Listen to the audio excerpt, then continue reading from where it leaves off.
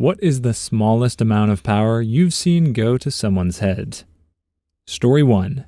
Twitch TV channel moderators.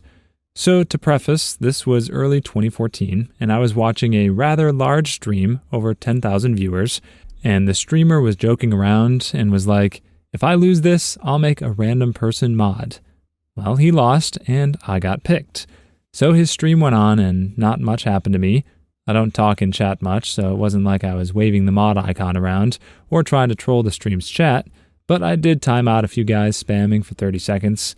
Well, after his stream, I get a message from one of the mods telling me basically, don't go thinking you're a real mod here.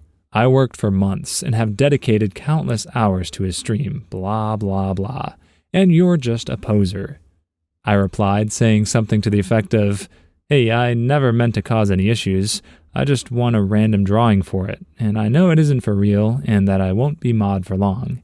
He then replied something like, whatever, you better not be getting any ideas. You're not a real mod, so don't act like one. At this point, I have just forgotten about this and go to watch another smaller streamer, and I'm talking in chat normally, and bam, I am perm banned from talking in chat, and guess what? The mod that got upset with me was in the chat. He ended up banning me in every chat he modded of the people I followed, mostly World of Warcraft streamers, so I got banned in 80% of the chats of the channels I watched. I got unbanned in most of the streams by another popular mod who heard my case and ended up getting that mod to message the streamer to demod me so the harassment would stop. For over 3 months after this, because I frequented the same channel, it didn't, so I inevitably had to start a new account. Story 2. I'm going to speak on behalf of a tiny number of subordinates I had at a fast food restaurant I worked at a few years back. I had 15 years of food service experience when I was hired as a general grunt, register, and kitchen. I did my best to cook ground beef till it was done, wash surfaces between different foods prepped, and take all normal, expected precautions to serve tasty, not burnt, not contaminated foods. I was appalled at how little care everyone else took. They would set freshly made burgers on surfaces still red with raw meat blood, cut raw chicken and use the same knife to cut finished prep, etc. They would serve the food undercooked right alongside burnt fried food. I wasn't making a lot of money, and I know they weren't either, but it wasn't just a whatever, we're minimum wage attitude.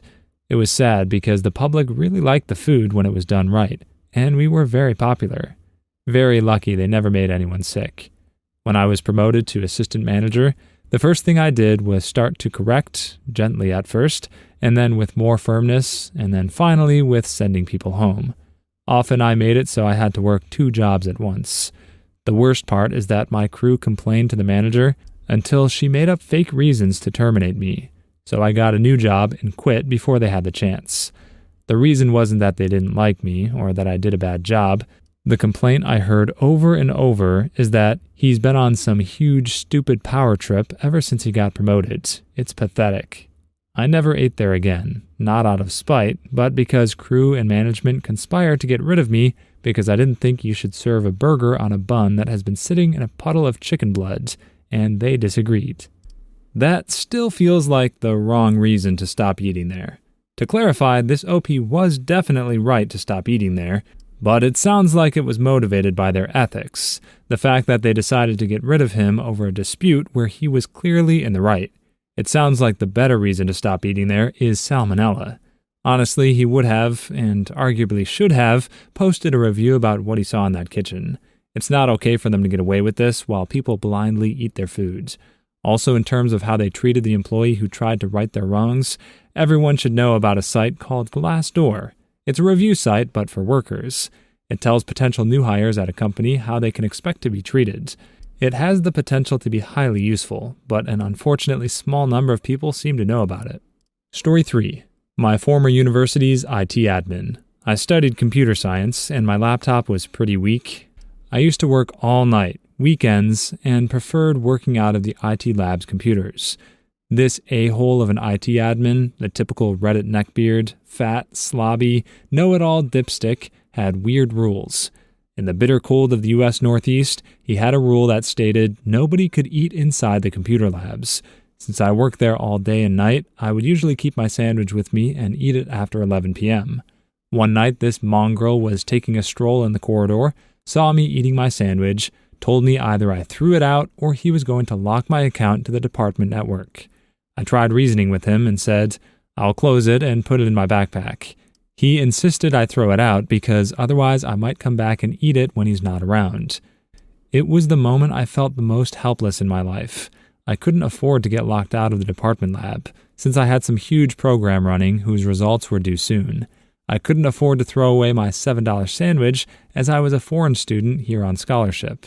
It was a snowy midnight in December when I did not have any option to go buy myself anything else. I succumbed to his threat, went and trashed my sandwich in front of his eyes. He gave me a dirty grin and left. I felt helpless, alone, and lost. I had nobody to go and talk my heart out. I was almost in tears at my own miserable situation. I hated my life back then. The admin might have been a jerk, but it's ironic that this OP calls him a typical Reddit neckbeard because this also sounds like a typical Reddit victim complex. There's nothing weird about a rule against eating in a computer lab. You can do what you want with your own computer, but eating around computers that don't belong to you is not okay. This actually shouldn't need to be explained. And honestly, if losing half a sandwich is the most helpless you've ever been in your life, then I can think of quite a few people who would give anything to have your life. The admin sounds sleazy for his grin at the end, but it's also a bit sleazy to suggest the rules shouldn't apply to you just because you waited until all the stores were closed to start breaking them. Story 4. Years ago, I was the night manager of a gas station as pretty much just a glorified assistant manager, which basically meant I was in charge when the actual manager wasn't around. There was a girl, let's call her Jill, who thought no one worked as hard as her, despite calling in sick once a week and generally required constant supervision to keep her from goofing off. Jill was working a shift that overlapped my shift and the manager's shift. After I said my hellos to the day manager and he left to go home for the day, I went about setting up for the day. Jill comes bursting out of the back room, full of pee and vinegar, and loudly proclaimed, "All right, listen up. The day manager put me in charge tonight, so you have to follow everything I say." I found out from the day manager the next day that he had jokingly told her, "Okay, Jill, I'm leaving. You're in charge of making sure no one slacks off," on his way out, and she took this as an official promotion. She spent the rest of her shift constantly looking over my shoulder and criticizing everything I did. She refused to follow through with anything I asked her to because she thought she was in charge, so I no longer had the authority to tell her what to do. The day manager actually had to sit her down and explain that she was not promoted and was still a regular employee. Although by this time she had already contacted her father and told him she was the new night manager. Story 5. I went to a rugby game a few weeks back, and I assume this guy was the bar manager at one of the overpriced liquor windows they had at the stadium. He looked like a fatter, balding, older, toady-looking version of a poor man's Josh Gad. He was just lingering around the queues, finding young women to take up to the front of the queue with an obsequious, "Madam, here you go. Yes, come up to this line." His pea-hole-in-the-snow eyes darting around looking for someone fresh to lord it over. Or perhaps a blowfly to snack upon. When he wasn't busy belittling his bar staff, and let's face it, bar staff at a stadium aren't exactly pick of the crop as a general rule, but hey, we all need an income. He was just itching, possibly physically, to find some customer whose day he could mess up by telling them that they looked drunk and could only buy one drink at a time instead of 4. I saw him get his way a few times, and his face just took on a kind of glow, not unlike the glow you might expect from the sight of a massive skin infection. I've never felt such scorn for someone I don't know, but I know my instincts were on point when I got back to my seat, and the stranger next to me overheard me talking about Toady and felt the need to put in his own 2 cents about this sad little man. Story 6. I had a friend in another city who was living in a crappy room and board situation, and I wanted to move there, so we decided to get a place together. I gave him my share of the damage deposit and first month's rent. He lived there, so he found the place. He put his name on the tenancy agreement, so he figured he was my landlord, and he was in charge of every little thing in the house. I needed work, so I helped the landlord on some renovations. We had a leak and a minor flood, for the equivalent value in free rent, which really ticked him off, because I was going over his head and interfering with his future legal case against the landlord, which never happened. He hoarded the mail key, so I needed permission to get my mail. Eventually, I lost it on him and demanded to get my name on the place on paper or I would leave. So he evicted me. The next month, he had to move out because he couldn't afford the place. This is a basic life skill that some people have to learn the hard way, but never put another person in charge of signing the lease. You should always be there together. Also, if you move into a place and your roommate is already planning a bogus lawsuit against the landlord, you might want to consider that a red flag. This story never technically says that his case is bogus, but it seems pretty clear from context. The landlord was clearly having repairs done on all recent damages suffered, so it's doubtful they were just letting the place fall into ruin. It's unfortunate how it happened, but getting out of a living situation with someone like that is never a bad thing. Story 7. Once I volunteered to be a vest for a parade. Basically, I got a brightly colored vest and a bicycle to help keep people behind the parade route lines. Help floats if they got into trouble, miscellaneous stuff like that. I got beer tokens as payment. After the parade was over, I turned in my vest, got my beer tokens, and went to the party at the end of the route. I got to the long line for cheap beer and opened my mouth and took a deep breath. Okay, so I just spent 4 hours using my loud voice to shout at people. Now that it was over, shouting at people and watching them do what I said had become some surreal form of normal. I exhaled, closed my mouth, and waited in line like a human being. Basically, being a parade volunteer made me think I had the power to cut in line for beer. But my meat brain kicked into gear just before I made a fool of myself. Most surreal moment of my life. Story 8. In 7th grade, one of our teachers would ask a student to keep an eye on the room if he needed to step out for a moment. Mostly the kids were happy to stand in front of the room and watch everyone read or work on a quiz for a few minutes and felt great about their responsibility. One time, the teacher stepped out and gave the responsibility to Brian while we started a test. I asked out loud if anyone knew the date. Brian yelled at me not to talk during a test, that talking was cheating, grabbed the test off my desk and ripped it in half. I'm not joking. He actually tore it in half. When the teacher came back, Brian told the teacher he had stopped me from cheating and gave him my ripped-up test that only had my name written on it. The other students spoke up in my defense. Teacher told Brian he had done well in making sure no one talked, but he was going to let me do the test anyway. Story 9.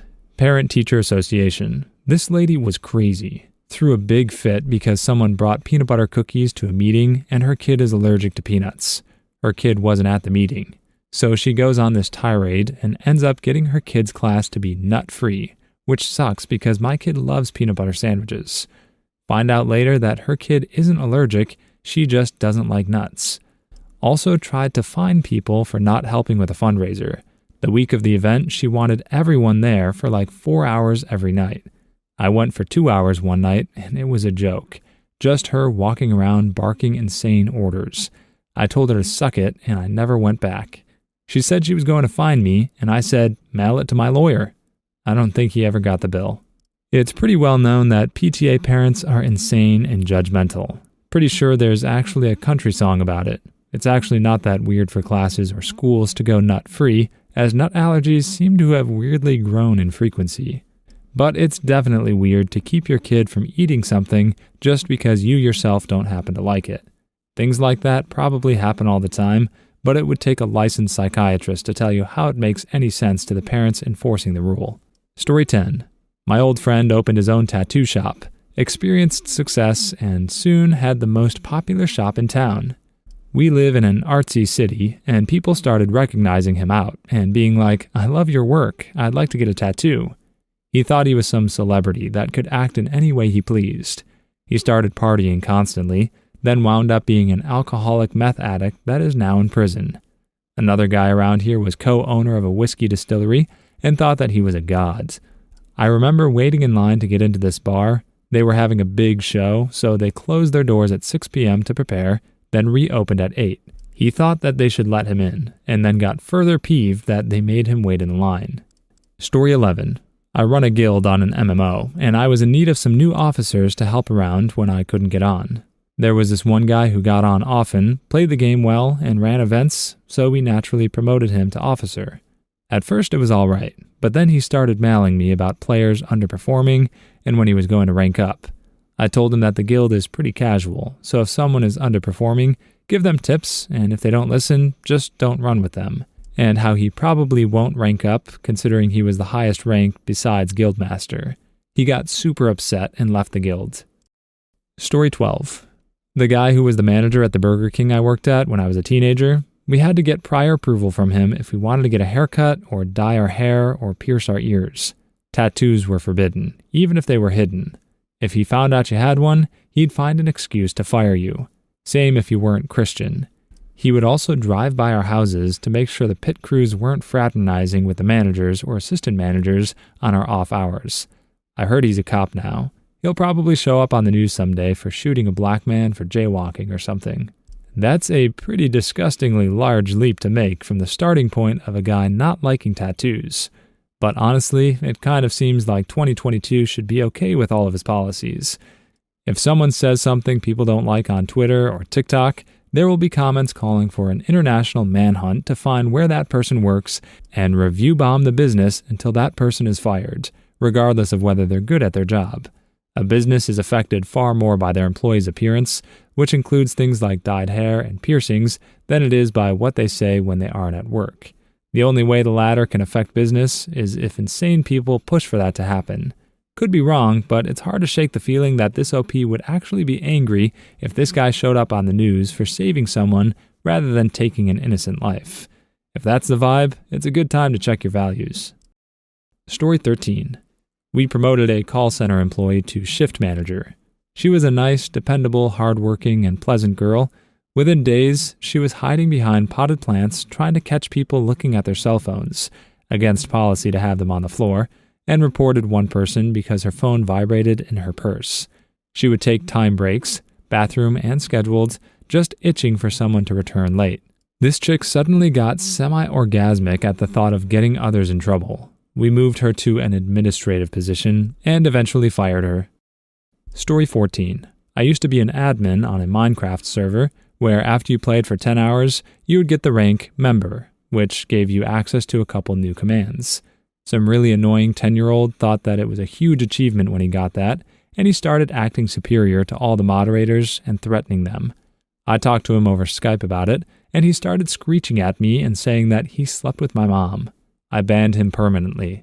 Make sure your kids know how to act semi-maturely before you let them play online in any game. Story 15. Some admin on a freelancing website. He used to be the lowest of the low, always helping me out.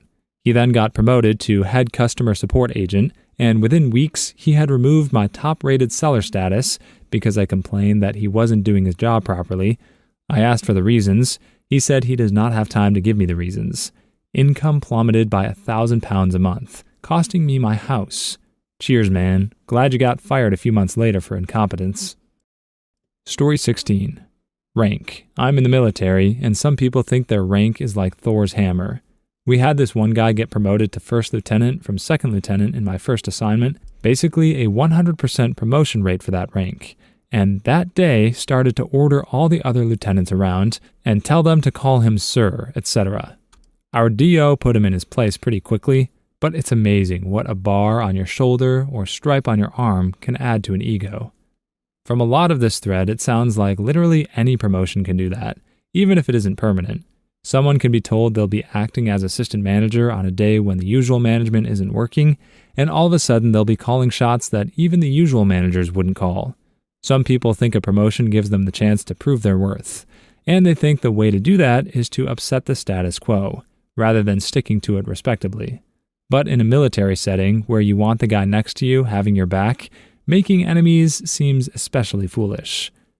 Story 17. Our high school had 4 custodians. One retired, and the next in line was promoted to head custodian. Both the student body and staff knew it had gone to his head when he posted an announcement regarding locker inspections for interior cleanliness, replete with a schedule of days and times to show up for his mandatory inspections. Apparently, he took it upon himself without the administration's authorization because we heard about it only through him, not from official notification by the principal. Story 18. Anyone who has been in a fraternity will know that when a newly initiated brother is given the slightest amount of power, it's an instant power trip. Perfect example being our new parliamentarian, basically the person responsible for handing out fines. He threatened to send my $1 fine to collections if I didn't pay it for cursing in a chapter meeting. I told him to bone himself with a cactus. I paid the fine, though. Story 19. I had to interview a guy who is president of the Cha-Cha dancing club at my university, Chaa Loco. When I asked for his full name, he scoffed, "You don't know who I am?" I said, "No, I was just a reporter for the school newspaper." He then said, "I am first name, middle name, second Spanish, middle name, last name, president and financial executive of Chaa Loco. If you haven't heard of me yet, you must live under a rock." I've got to side with Senior Last Name on this one. There's nary a soul on Twitter, Reddit, YouTube, or WhatsApp who hasn't heard of Chaa Loco and its award-winning leadership team. If you can't recite the full roster of Chaa Loco's executive board, you haven't been reading the papers.